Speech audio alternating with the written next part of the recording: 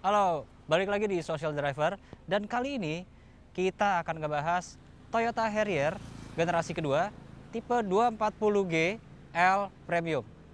Ini dia mobilnya.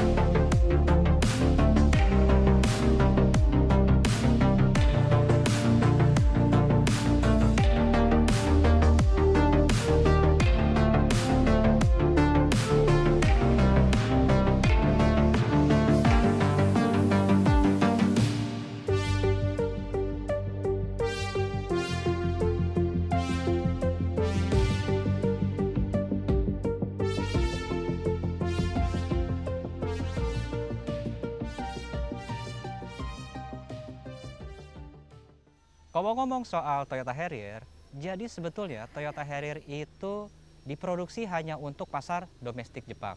Nah, dimulai dari tahun 2003 sampai tahun 2013 dengan model yang sama persis sama yang di belakang gua ini.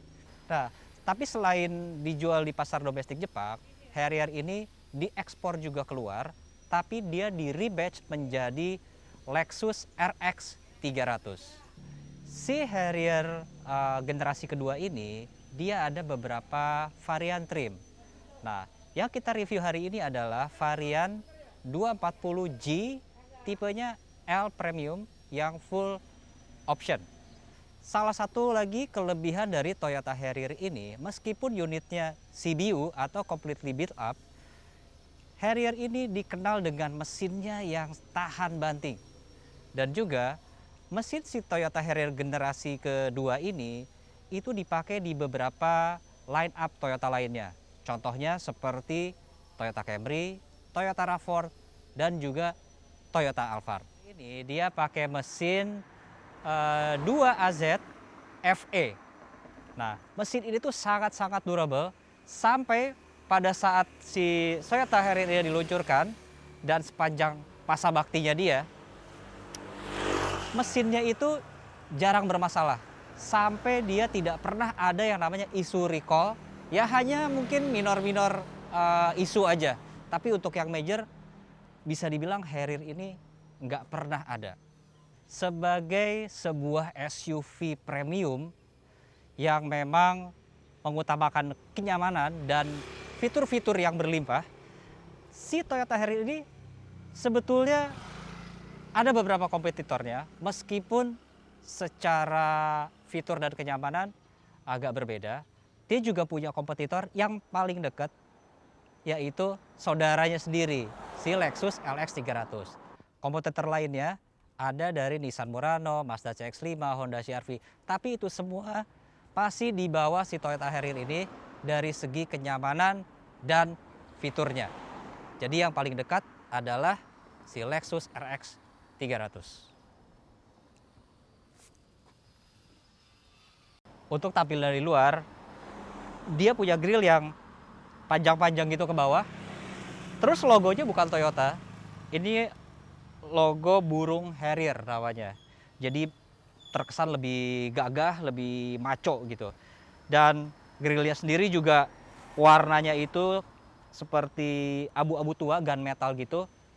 Keren sih kalau menurut gue. Untuk lampunya, ini unit yang kita tes adalah unit tahun 2008. Dia udah pakai proyektor headlight, kemudian udah ada fog lampnya juga di sini, dan dia udah dilengkapin sama beberapa titik sensor. Bisa dilihat di sini ada satu, di sebelah situ juga ada, dan di belakang pun juga ada sensornya. Jadi, nah, yang istimewanya lagi dari mobil Toyota Harrier ini adalah dia punya dia punya double sunroof yang gede banget dan bisa dibuka sampai ke belakang. Punya fitur si sunroof seperti ini jadi nilai plus dari si Toyota Harrier. Meskipun di Indonesia kadang kita suka panas, tapi jangan khawatir, si sunroofnya ini dia sudah pakai tinted glass. Jadi tidak bening, jadi sudah ada warna hitamnya lah. Nah, sekarang kita ke bagian belakang ya. Menurut gue, lampu ini modelnya itu gimana ya? Gue agak-agak ya biasa aja sebetulnya. Tapi pada tahun itu, ini tuh udah keren banget. Dia ada kristal-kristalnya, bening lampunya, meskipun belum LED. Tapi di sini udah lengkap lah semuanya. Ini sebetulnya yang menjadi ciri khas si Toyota Harrier. Jadi kalau orang ngelihat mobil ini dari belakang, udah pasti tahu kalau ini adalah Toyota Harrier. Itu. Nah, satu lagi, karena ini mobilnya CBU dari Jepang, dia biasanya suka ada stiker-stiker ini nih, kalau di Jepang. Nah, sebenarnya ini adalah stiker emisi. Nah, mungkin gue nggak begitu paham, cuman ini menginformasikan mungkin udah lulus standar emisi atau apa, ya kurang lebih begitulah. Dan kemudian si Toyota Harrier generasi kedua ini, dia udah pakai fitur power tailgate. Jadi bagasinya itu bisa dibuka secara elektris yang difungsikan dari si remote-nya atau dari sisi driver di depan. Bisa dibuka dari tombol remote di sini. Nah, tapi si power tailgate ini kalau kita bukanya manual, kita coba kita tutup dulu. Ini ada tombol untuk tutupnya di sini. Nah, kalau kita tidak buka pakai si kunci atau nggak dipencet dari depan, misalnya nih ya, di sini kan ada tuasnya juga. Kita bisa buka. Nah, tapi fungsi si power tailgate-nya itu jadi nggak ada. Jadi manual bukanya. Kayak gini. Nah, dan ini lumayan berat. Karena mungkin ada motornya dan segala macamnya dalam situ. Tapi tetap untuk nutupnya bisa dipencet lagi. Gitu. Jadi yang otomatis itu kalau kalian pencet si tombolnya dari remote dan dari bagian depan. Itu aja untuk bagian belakang dari si Toyota Harrier generasi kedua. Kalau kalian perhatikan, kaca bagian depan dan bagian belakang ini ada beda warna. Nah, kenapa? Bukan sengaja kaca filmnya dibedain, tapi memang aslinya kalau dibuka kaca filmnya, bagian depan ini dia lebih bening daripada bagian belakang.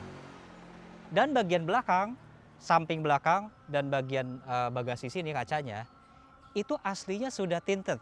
Jadi sudah agak ada hitam. Nah, ditambah dengan kaca film, jadi kayak gini. Ini menurut gua ciri khas dari mobil-mobil premium Jepang lah. Udah dipikirkan untuk bagian penumpangnya harus lebih nyaman dan untuk jaga privasi si bos-bos tadi. Gitu.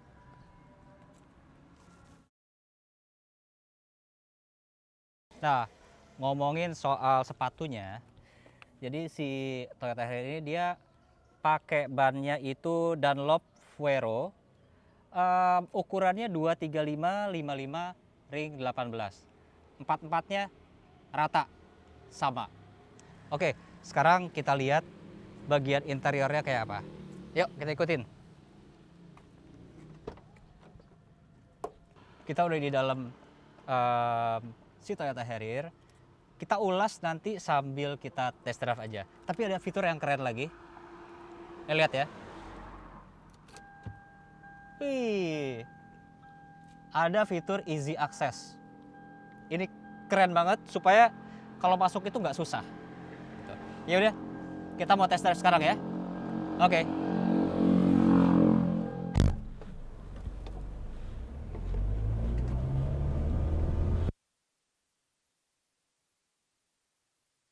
Oke, kita sambil test drive si Toyota Harrier-nya, sambil kita bahas ada fitur apa aja sih di mobil SUV premium Jepang ini.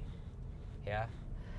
Yang pertama adalah kalau ngomongin masalah safety, Toyota Harrier ini udah dilengkapi sama 6 airbag. Jadi itu udah sangat-sangat nyaman untuk semua penumpang, baik itu yang di depan maupun yang di belakang.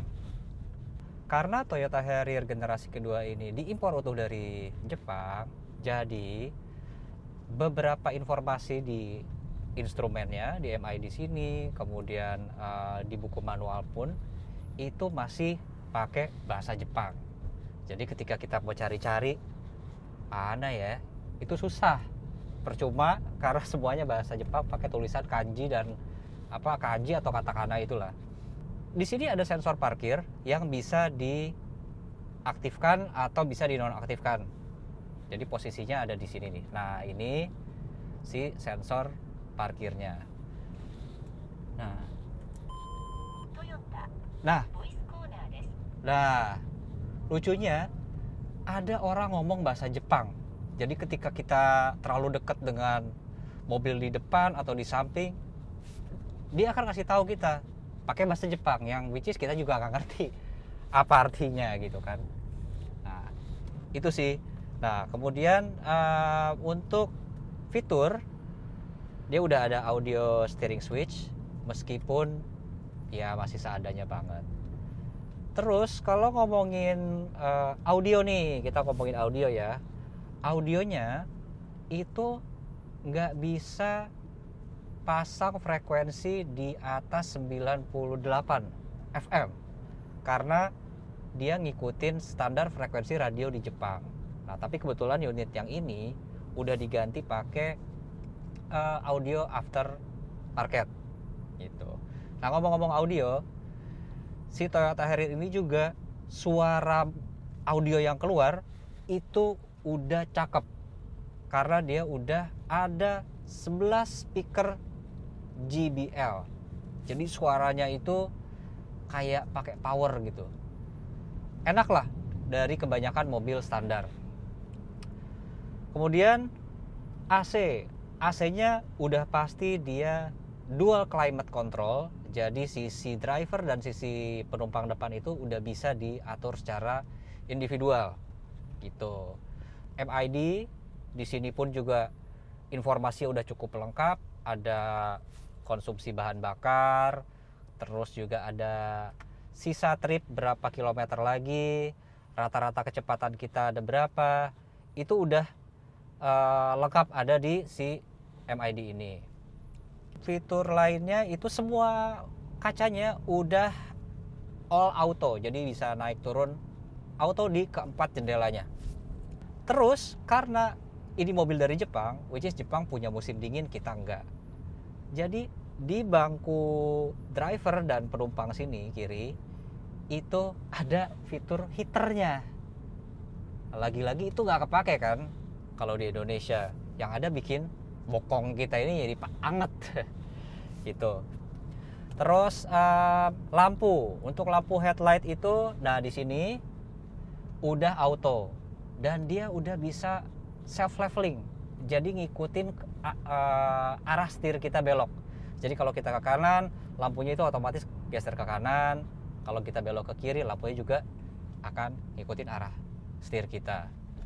Nah, fitur-fitur premium itu yang bikin si Toyota Harrier ini laku banget.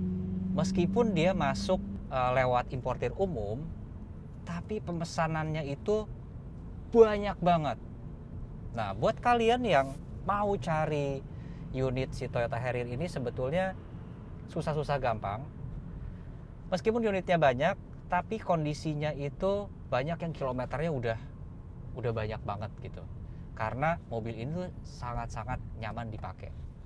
Ngomongin spion kiri kanan sudah retractable.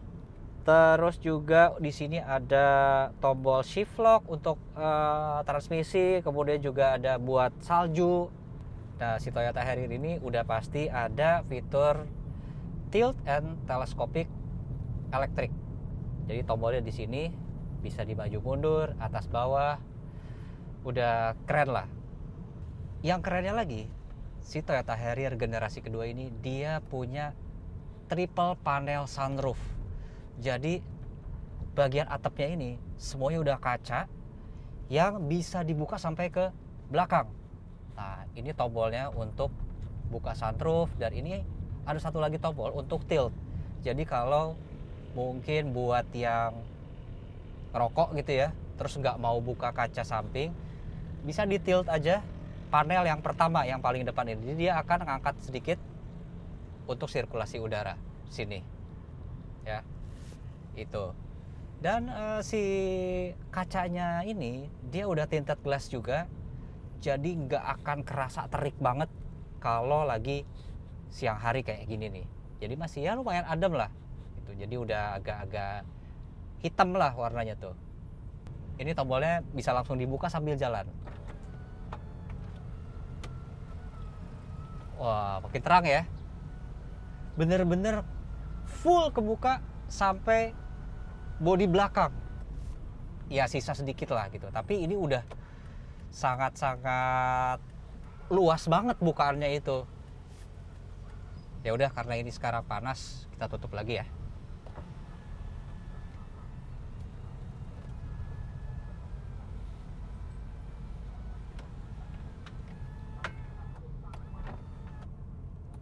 Banyak yang bilang Toyota Harrier ini kurangnya di tenaga mesin, yang loyo lah, lemot lah.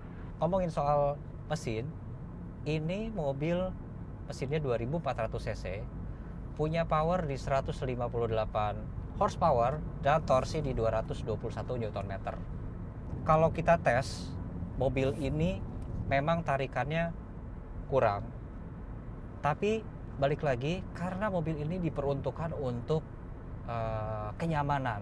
Mobil yang fiturnya mewah, orangnya juga yang duduk di belakang harus dapat kenyamanan ya. Jadi mungkin tenaga nggak terlalu jadi prioritas.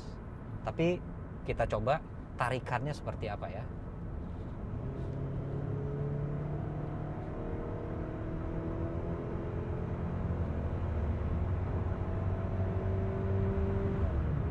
Ya, ini di 130,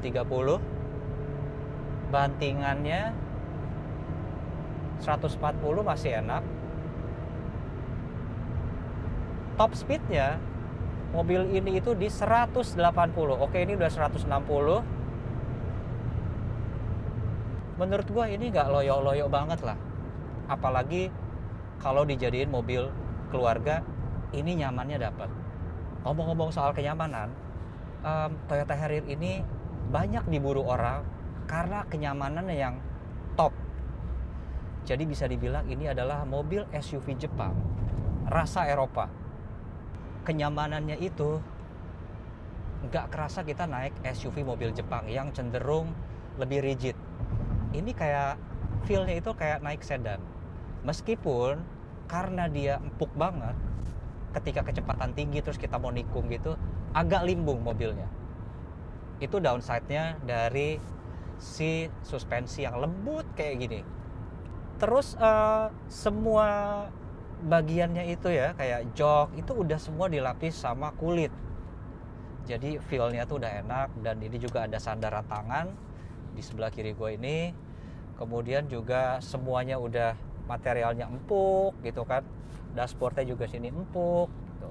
Nah, ngomongin soal dashboard, untuk yang mau beli mobil si Harrier ini harus hati-hati karena kalau Toyota Harrier ini banyak dijemur, itu problemnya adalah banyak kasus di mana si dashboardnya itu banyak yang retak-retak.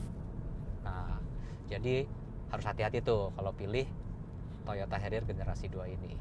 Kenyamanan di baris kedua di belakang ini juga itu yang jadi selling point utama dari si Toyota Harrier. Karena ya itu dia, karena biasanya dipakai untuk bos-bos gitu ya. Jadi harus nyamannya harus super banget di belakang itu. Dan kerennya lagi, kursi di baris kedua ini mundurnya bisa mundur banget ke belakang. Jadi bisa semi selonjoran. Kaki kita tuh bisa semi selonjoran. Dan juga senderannya itu bisa di reclining dengan 5 posisi. Jadi bisa hampir rebah banget. Dan itu bikin kita di belakang itu nyaman banget, relax banget, dan ngerasain sensasi SUV mewah. Nah, untuk urusan konsumsi BBM bisa dibilang nggak irit-irit banget. Untuk mesin 2400 cc, setelah kita coba, ini dalam kota itu sekitar 1.7 dan 1.8. Untuk keluar kota, itu di 1.12 kurang lebih. Jadi masih oke lah untuk mobil 2400 cc. Nah, terus untuk handlingnya masih dalam batas toleransi. Dalam arti berat enggak, ringan sekalipun enggak. Cukup. AC-nya pun juga dingin banget, padahal kita set suhunya itu di 23 derajat nih. Ini udah dingin, udah adem.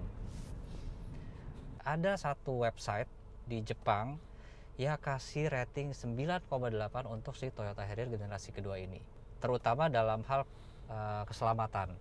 Jadi uji tabrakan itu apa ya, uji benturan ya, uji benturan dari depan, belakang, kiri, kanan itu semuanya dapat rating yang sangat-sangat bagus. Dan mesinnya pun juga sangat durable. Jadi low maintenance, terkenal bandel, dan juga apa ya, sangat-sangat reliable mesinnya itu. Jadi sebetulnya Toyota Harrier generasi kedua ini cocok banget dijadiin mobil keluarga karena unsur keselamatannya bagus, kemudian juga kenyamanan juga sangat-sangat baik, dan kabinnya pun juga lapang banget. Bagian bagasinya juga besar, bisa muat banyak barang.